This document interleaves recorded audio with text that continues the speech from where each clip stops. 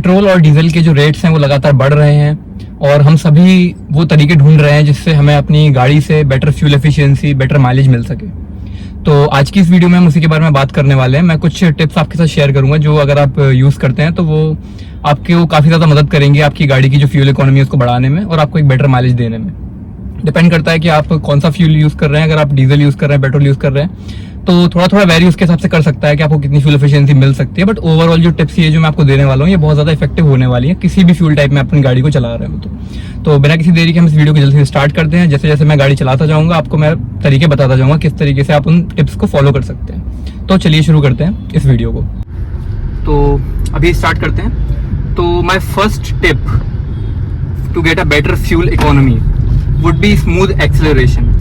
ये सबसे ज़्यादा निगलेक्टेड पॉइंट है, इसलिए मैं सबसे पहले इसको डाल रहा हूँ, क्योंकि लोगों को क्या लगता है कि हम कैसे भी कार को चला सकते हैं और उसका जो फ्यूल इकोनॉमी है वो पूरी तरीके से कंपनी ने जो क्लेम करा उस पर डिपेंड करता है। ऐसा नहीं होता है। जो कंपनी भी आपको क्लेम करती है वो भी वही वाला माइलेज होता है जो एक टेस्टेड एनवायरनमेंट के अंदर वो प्रोवाइड करते हैं। तो अगर आपको उस लेवल का फ्यूल इकोनॉमी चाहिए तो पहली चीज़ यही है कि आपको एक्सेलरेशन बहुत स्मूथ रखना पड़ेगा। अब स्मूथ से मेरा मतलब ये है कि ऐसा नहीं है कि आपने पहले गियर में जो गाड़ी है उसको 4000-3000 आरपीएम पर खींच दिया, उसके बाद एकदम से आप गियर चेंज कर रहे हैं, फिर एकदम से गियर उतार रहे हैं। इस तरह की चीज़ें अगर ये प्रैक्टिस आप कर रहे हैं तो आपको कभी भी उस लेवल की फ्यूल इकोनॉमी नहीं मिलने वाली। फिर आप कंपनी को अगर ब्लेम करेंगे उस चीज़ की तो वो गलत है, क्योंकि आपकी ड्राइविंग में कहीं ना कहीं कमी है, इसलिए शायद ये चीज़ हो रही है। तो ऑलवेज रिमेंबर कि आपको जब एक्सेलरेशन करना है तो वो एकदम स्मूथ होना चाहिए। कभी भी आपको एकदम से स्पीड बढ़ानी नहीं है, एकदम से स्पीड कम नहीं करनी है। ऐसा अगर आप करेंगे तो फिर जो इंजन है उस पर ज़्यादा प्रेशर पड़ता है, उस हिसाब से फिर आपकी जो इकोनॉमी है वो कम हो जाती है। तो this would be my first step. अब इसको और ज़्यादा प्रैक्टिकली कैसे यूज़ करना है वो मैं आपको बताता हूँ। जैसे अभी यहाँ थोड़ा सा ट्रैफिक है तो मैं भी सेकेंड गियर पर हूँ। अब मैंने हल्का सा यहाँ पर एक्सेलरेटर लिया और जैसे ही मुझे पता चला कि मेरी जो गाड़ी है वो 2000 आरपीएम के आसपास पहुंच गई, मैं तुरंत इसको शिफ्ट करके थर्ड गियर पे कर दिया। और अब मैं थर्ड गियर पर चलूंगा जब तक मुझे आगे वाला जो क्रॉसिंग आने वाला है, जो सर्कल आगे मिलने वाला है, वहां तक मैं थर्ड गियर में इसको ड्राइव करने वाला हूँ। अब इससे होगा क्या, जितना आपकी गाड़ी एक कांस्टेंट स्पीड पर एक स्मूथ वे में चलेगी उतना चांसेस है कि आपको बेटर फ्यूल इकोनॉमी मिल सकती है। अब मुझे पता है कि third gear would be enough circle तक जाने के लिए, और अगर मुझे आगे ट्रैफिक नहीं मिलता तो थर्ड गियर में ही मैं इसको और आगे लेके जा सकता हूँ यहाँ से। ठीक है, तो ये एक बहुत इंपॉर्टेंट चीज़ है कि आप एक्सेलरेशन जितना हो सके उतना स्मूथ रखें। अभी भी मेरी गाड़ी थर्ड गियर में चल रही है और मुझे ट्रैफिक नहीं दिख रहा है आगे। अब लेकिन मुझे डाउन शिफ्ट करना पड़ेगा सेकंड गियर पर। अब मैंने डाउन शिफ्ट किया, मैंने एकदम स्मूथली गाड़ी को वहां से उठाया सेकंड गियर से। और अब अगर मुझे दोबारा थर्ड गियर में जाना है तो आई विल वेट, थोड़ा सा मैं एक्सेलरेट करूंगा। जैसे ही मेरी गाड़ी 2000 आरपीएम टच करती है मैंने थर्ड गियर लगा दिया और अब मैं थर्ड गियर पर एकदम स्मूथली चलता रहूंगा। तो this was the first tip. तो अब हम बात करने वाले हैं टिप नंबर 2 के बारे में। The tip which is next is about the tyre pressure, कि आपकी जो गाड़ी है उसमें टायर प्रेशर किस तरीके का है। अब देखिए होता क्या है कि कार के जो 4 टायर्स होते हैं ना, उनमें से अगर किसी एक में भी आपने टायर प्रेशर सही नहीं रखा हुआ है तो that would result in a poor fuel economy. अब इसके पीछे का लॉजिक ये है कि गाड़ी थोड़ी सी ना बैलेंस होकर नहीं चल पाती, तो जो इंजन है ना उसको अननेसेसरी लोड लेना पड़ता है वही गाड़ी को उठाने के लिए और ज्यादा। तो जितना आपकी गाड़ी का टायर प्रेशर इन चेक होगा दैट वुड इंश्योर कि आपकी जो फ्यूल इकोनॉमी है बहुत अच्छी होने वाली है वो। और जितना ऐसा होगा कि आपकी गाड़ी में अगर हवा कम रहती है या फिर किसी टायर में कम किसी में ज्यादा, जो कंपनी स्टैंडर्ड्स है उनके हिसाब से अगर आप नहीं हवा भरवाते तो that would also result in a very bad fuel economy. तो always keep this in mind कि whenever you are driving your vehicle तो हर हफ्ते में या फिर 10 दिन में आप एक बार चेक जरूर करा लें कि आपकी जो गाड़ी का टायर प्रेशर है वो एकदम ऑन पॉइंट है, एकदम सही है। This is a very important tip और अक्सर लोग ये चीज़ भूल जाते हैं। कई लोगों को होता है कि they just don't like to check the tyre pressure for various reasons. कुछ लोग थोड़े लेजी हो जाते हैं, कुछ लोगों को लगता है कि नहीं क्या ही फर्क पड़ जाएगा हवा से। हवा से आपकी फ्यूल इकोनॉमी पर बहुत बड़ा असर पड़ता है। कहीं भी आप दूर जाने वाले हैं आप ये चीज़ ट्राई करके देख सकते हैं। अगर आप कहीं दूर जा रहे हैं और उससे पहले अगर अपना टायर प्रेशर आप सही करवा के जाते हैं और अगर आप टायर प्रेशर सही नहीं करवा के जाते, दोनों केस में आप चेक कर सकते हैं, आपको डिफरेंस नजर आएगा अपनी फ्यूल इकोनॉमी में। तब आपको समझ में ये चीज और अच्छी तरह आ जाएगी कि क्यों ये पॉइंट इतना इंपॉर्टेंट होता है। तो this was the second tip. तो जो नेक्स्ट टिप अब मैं आपको देने वाला हूँ वो होगी आपके एसी के यूजेज को लेके। ठीक है, अब एसी को लेके क्या होता है कि लोगों के मन में ना बहुत सारे मिथ्स बने हुए हैं कि गाड़ी का जो एसी है उसका क्या असर पड़ता है हमारी फ्यूल इकोनॉमी में। कुछ चीजें सही भी हैं, पर बहुत सारी चीजें ऐसी है जो कि एक मिथ बनी हुई है। तो अभी मैं उस मिथ को भी बस्ट करने वाला हूँ, साथ साथ मैं आपको बताऊंगा कि किस तरीके से आपका जो कार का एसी है वो इफेक्ट डालता है आपकी गाड़ी के माइलेज पर। तो आपने नोटिस किया होगा ज्यादातर जो गाड़ियां होती है उनमें 4 लेवल होते हैं एसी के, मतलब 1 2 3 4 करके 4 पॉइंट्स होते हैं। तो ज्यादातर लोग ये बोलते हैं कि अगर आप एसी को ऑफ कर लेते हैं तो फिर आपको जो फ्यूल इकोनॉमी है वो एकदम बेस्ट मिलने वाला है। अब ये बात आधी सही है, क्योंकि ये प्रैक्टिकल नहीं है। जब आप गाड़ी के सारे शीशे ऊपर कर लेते हैं, उसके बाद अगर आप ऐसा करते हैं कि आपने एसी बंद ही कर दिया, तो that would lead to suffocation, जो कि सही नहीं है। ठीक है, उससे होगा क्या कि आपको सफोकेशन हो सकती है, आप अनकंफर्टेबल फील कर सकते हैं। तो एसी को ऑफ करके चलना इट इज नॉट प्रैक्टिकल। अब ये बात सही है कि अगर आप एसी को बिल्कुल बंद ही कर देते हैं तो फिर आपकी जो इकोनॉमी है वो बेटर होगी इन कंपैरिजन टू जब आप एसी को चालू रखते हैं। That is a completely different thing. वो चीज सही है बट प्रैक्टिकल बिल्कुल भी नहीं है, क्योंकि आप कब तक ऐसे एसी को बंद करके चल लेंगे। हमारे यहाँ इंडिया में जो वेदर होता है वो उस तरह का बिल्कुल भी नहीं होता कि आप एसी को ज्यादा देर बंद रख सकते हैं। तो it is not at all practical.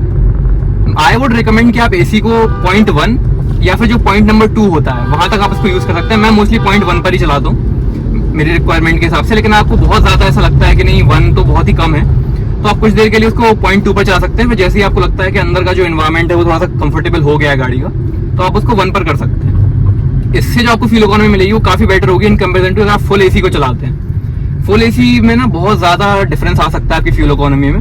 No doubt अगर आप एसी चलाएंगे तो हल्का सा जो इकोनॉमी है वो आपकी कम होगी, लेकिन अगर आप उसको एकदम फुल उसकी जो इंटेंसिटी उस पर चलाने वाले हैं तो वो और ज्यादा होगा। फिर आपकी जो इकोनॉमी है उसमें आपको एक काफी ज्यादा बड़ा चेंज देखने को मिलेगा। तो इट्स ऑलवेज बेटर कि एसी को आप थोड़ा सा नॉर्मल इंटेंसिटी पर ही यूज करें, उससे भी आपको अपनी फ्यूल इकोनॉमी में काफी डिफरेंस देखने को मिल सकता है। कई लोग होते हैं गाड़ी में बैठते ही तो अपना एकदम ऐसे 4 पर कर देते हैं एसी को और वो चलता रहता है वैसे, उनको ध्यान भी नहीं आता एक टाइम के बाद। ये बहुत गलत प्रैक्टिस है आपकी फ्यूल इकोनॉमी के लिए। हाँ, अगर आपको फ्यूल इकोनॉमी से उतना फर्क नहीं पड़ता तो फिर आप अपने हिसाब से एसी चला सकते हैं, कोई प्रॉब्लम वाली बात नहीं है। लेकिन ये जो वीडियो है ये डेडिकेटेडली उन लोगों के लिए जिनको अपनी गाड़ी से अच्छा फ्यूल इकोनॉमी निकालना है, तो उनके लिए मैं ये चीज बता रहा हूँ कि जितना हो सके आप एसी को एक मॉडरेट वे में चलाएं। That would also result in a good fuel economy in the longer run. तो जो नेक्स्ट टिप मैं आपके साथ शेयर करने वाला हूँ वो होगी to maintain an ideal speed. अब इससे मेरा क्या मतलब है, देखिए ऐसा होता है कि ये वाला जो पॉइंट है ये कहीं ना पॉइंट नंबर 1 से रिलेटेड है। जो मैंने पहला पॉइंट बताया था स्मूथ एक्सेलरेशन को लेके, ये पॉइंट से रिलेटेड है कहीं ना कहीं कि आपकी स्पीड क्या होने वाली है। अगर आप वो इंसान है जो गाड़ी को 100 120 इससे नीचे आप लेके चलाते ही नहीं है, और या फिर अगर आप ऐसे बार बार जो स्पीड है उसको कम ज्यादा करते हैं, तो फिर आप फ्यूल इकोनॉमी के बारे में ज्यादा ना सोचें तो ये अच्छा है। अब इसके पीछे का लॉजिक ये है ना कि जितना ज्यादा आप वेरिएबल स्पीड पर गाड़ी को चलाएंगे, और चाहे वो बहुत ज्यादा कम हो या बहुत ज्यादा हो, दोनों ही केस में आपकी फ्यूल इकोनॉमी पर असर पड़ने वाला है। ऐसा नहीं है कि सिर्फ तेज चलाने पर ही फ्यूल इकोनॉमी पर असर पड़ता है। अगर आप बार बार ऐसा कर रहे हैं कि जैसे अभी ये जो स्पीड है जहाँ पे अभी मैं चल रहा हूँ ये एकदम ट्रैफिक वाला एरिया आ गया है, यहाँ मैं अभी 10-20 की स्पीड पे चल रहा हूँ, फिर एकदम से मैं गाड़ी को फिर 50 पे कर दूँ, फिर मुझे पता है कि अगला जो सर्कल आने वाला है वहाँ पे फिर से बहुत ज्यादा ट्रैफिक होगा, फिर मेरी गाड़ी 20 पे जाएगी, फिर वो 30 पे जाएगी, फिर मैं गियर चेंज करूंगा। तो जब आप ये चीज करते हैं ना तो इससे एक बहुत बड़ा मेजर इम्पैक्ट पड़ता है आपकी फ्यूल इकोनॉमी पर, और ये एक बहुत ही वैलिड पॉइंट है। इस पर आप कंट्रोल भी बहुत इजीली कर सकते हैं। ये एक बहुत ऐसा पॉइंट है जो हमारे हाथ में होता है हर पॉइंट पर। आप किस तरह ड्राइव करते हैं उससे बहुत ज्यादा फर्क पड़ता है आपको कैसी फ्यूल इकोनॉमी मिलने वाली। तो ये वाला जो पॉइंट है इसको फॉलो करना काफी ईजी हो सकता है।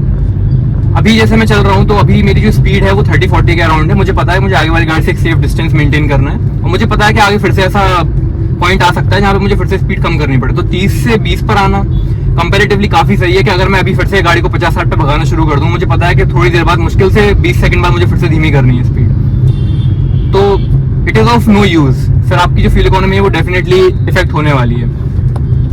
इसके बाद मैं आपको हाईवे वाला भी अभी समझाऊंगा कि हाईवे पे किस तरह से स्पीड रखनी है। जहाँ पे थोड़ी सी अच्छी रोड आएगी वहाँ मैं आपको बताऊंगा। अभी यहाँ पे काफी ट्रैफिक है तो वो चीज़ यहाँ करना सेफ नहीं होगा, वो भी मैं आपको समझा देता हूँ अभी। तो जिस चीज़ के बारे में बात कर रहा था कि आपको हाईवे पे किस तरह से अपनी गाड़ी को ड्राइव करना है, देखिए हाईवे पे मेरे हिसाब से जो बेस्ट स्पीड है to get the maximum fuel economy from your vehicle, that speed is around 70 to 80।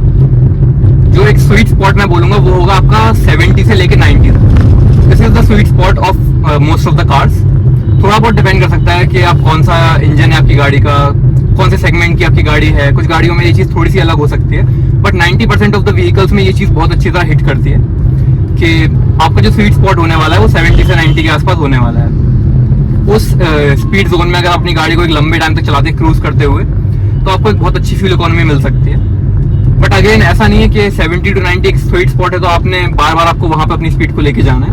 ये एप्लीकेबल है हाईवे पर, जहां पर आपको लंबी दूरी के लिए एक ही स्पीड पकड़ के चलना है। एक लेन आपने पकड़ लिया, आपने एक स्पीड पकड़ लिया, उस पर आप लगातार अपनी गाड़ी को चला रहे हैं। ये चीज़ वहां पर बहुत ज़्यादा वैलिड है। पर ऐसी सिचुएशन में जहाँ अभी मैं चला रहा हूँ, यहाँ पर 60-70 जाने का कोई पॉइंट ही नहीं है। 60-70-90 का जो मैंने अभी आपको स्वीट स्पॉट बताया, ये वहाँ के लिए जहाँ पे आपको एक क्रूज करना है एक पर्टिकुलर स्पीड पर। वहाँ पर ना ये चीज़ बहुत ज़्यादा काम करने वाली है। वहाँ पे आपको ये चीज़ समझ आ जाएगी कि मैं जो बोल रहा हूँ वो बिल्कुल सही है। Now will take a turn from here. अब एक डबल लेन रोड आने वाली है आगे, तो वहाँ पर मैं आपको बता दूंगा कुछ टिप्स जो आप यूज़ कर सकते हैं। Okay, so guys, now will move on to the next tip. तो ये जो टिप है, इसमें मैं कुछ ड्राइविंग से रिलेटेड आपको नहीं बताने वाला हूँ, बट ये थोड़ी जनरल टिप है कि regularly service your vehicle. This is another really important thing to do अगर आपको एक अच्छा फ्यूल इकोनॉमी चाहिए अपनी गाड़ी से। क्योंकि ऐसा होता है कि इट्स नॉट जस्ट अबाउट आप कैसे गाड़ी को चलाते हैं, आप उसको किस तरह मेंटेन करते हैं, उस पर भी काफ़ी सारी चीज़ें डिपेंड करने वाली हैं लॉन्ग टर्म में। तो अगर आपकी गाड़ी एकदम प्रॉपर्ली सर्विस होती है, आप उसको अच्छे से मेंटेन करते हैं, टाइम टू टाइम उसको ऑयल चेंज करवाते हैं आप, और भी जो नेसेसरी चीज़ें होती हैं वो अगर आप टाइम टू टाइम करवा रहे हैं अपनी गाड़ी का, तो this will also create a major impact on the fuel economy of the vehicle. ऐसा नहीं है कि आप गाड़ी को बस चलाते जा रहे हैं, उसकी कोई मेंटेनेंस नहीं है, आप उसकी सर्विस टाइम टू टाइम नहीं करवा रहे हैं, फिर आप एक्सपेक्ट नहीं कर सकते कि आपकी गाड़ी आपको अच्छा फ्यूल इकोनॉमी देगी। तो फॉर दैट आपको ये इंश्योर करना पड़ेगा कि आपको एक अच्छा फ्यूल इकोनॉमी अगर आपको चाहिए, तो आपकी गाड़ी जो है वो प्रॉपर्ली सर्विस्ड है। उससे होगा ये कि इन द लॉन्ग रन आपकी गाड़ी ना बहुत अच्छा माइलेज देने वाली है। सो गाइस, जो लास्ट टिप मैं देने वाला हूँ अपनी इस वीडियो में, वो होगी करेक्ट रेव मैचिंग। अब रेव मैचिंग को लेके ना काफ़ी सारे मिथ्स बने हुए हैं। अगेन लोगों को ऐसा लगता है कि उनकी जो गाड़ी है वो गाड़ी नहीं, वो रेसिंग कार की तरह उसको यूज़ करते हैं। पहले गियर में ही पता चल रहा है कि आपके 3000-4000 RPM क्रॉस हो जा रहे हैं। ये सब करने के बाद आप उम्मीद ना करें फ्यूल इकोनॉमी की, तो वो बेटर होगा। रेव मैचिंग बहुत ज़्यादा ज़रूरी होती है, स्पेशली जो नॉर्मल कार्स होती हैं जो हम सब यूज़ करते हैं, उनमें रेव मैचिंग का बहुत ज़्यादा खेल है। हम कोई रेसिंग कार यूज़ नहीं कर रहे। हाँ, अगर आपकी कोई स्पोर्ट्स सेगमेंट वाली कार है तो आप थोड़ा सा रेव मैचिंग में खेल सकते हैं, थोड़ा सा ऊपर जा सकते हैं रेव मैचिंग में। बट एक नॉर्मल कार जो हम सब यूज़ करते हैं डेली कम्यूट के लिए, वो वाली जो कार्स होती हैं, उनमें ये कोई समझदारी वाली बात नहीं है। अगर आप रेव मैचिंग के साथ खेल रहे हैं तो कोई भी पॉइंट नहीं है। आप सिर्फ अपनी गाड़ी का जो इंजन है उसको डैमेज कर रहे हैं। वियर एंड टियर से वो जल्दी ख़राब होने वाला है। तो आई वुड से कि जितना हो सके आप अपने जो RPM है उस पर ध्यान दें। जो आपका टैकोमीटर है उसको देखने की आदत डालें। इससे जो आपकी फ्यूल इकोनॉमी है बहुत ज़्यादा आपको चेंज उसमें देखने को मिलेगा और आपकी गाड़ी का जो इंजन है वो भी हेल्दी रहेगा। So guys, these were some tips जो आप यूज़ कर सकते हैं अपनी गाड़ी की फ्यूल इकोनॉमी को बढ़ाने के लिए, उसको बेटर करने के लिए। इसके अलावा भी कुछ बहुत सारी छोटी छोटी चीज़ें हैं जिनका आपको ध्यान रखना है। सबसे ज़रूरी है आपका ड्राइविंग स्टाइल। जो मेरी मेजॉरिटी टिप्स थी उसमें ये भी मैंने कहीं ना कहीं हाईलाइट किया है कि जिस तरह से आप गाड़ी को चलाते हैं, आपका जो ड्राइविंग स्टाइल है उस पर भी बहुत ज़्यादा डिपेंड करता है कि आपको किस तरह का माइलेज मिलने वाला है। तो सबसे ज़्यादा ध्यान दीजिए अपनी ड्राइविंग स्टाइल पर। अपने RPM को इन चेक रखिए, अपनी स्पीड को कंट्रोल में रखिए, स्पीड को बार बार चेंज मत करिए, गियर्स अकॉर्डिंगली शिफ्ट करिए। अपनी कार को कार की तरह चलाएं, उसको रेसिंग कार की तरह यूज़ ना करें। फिर से मैं वो चीज़ रिपीट करूंगा। बाकी अगर आपको ये वीडियो अच्छी लगी है तो इस वीडियो को लाइक कीजिएगा, और सबसे ज़रूरी बात, कमेंट सेक्शन में अपना फीडबैक जरूर दीजिएगा। मुझे बताइएगा कि मैं और क्या इंप्रूव कर सकता हूँ अपने आने वाले कंटेंट में। फिलहाल इस वीडियो के लिए इतना ही। देखने के लिए बहुत बहुत शुक्रिया। Thank you so much.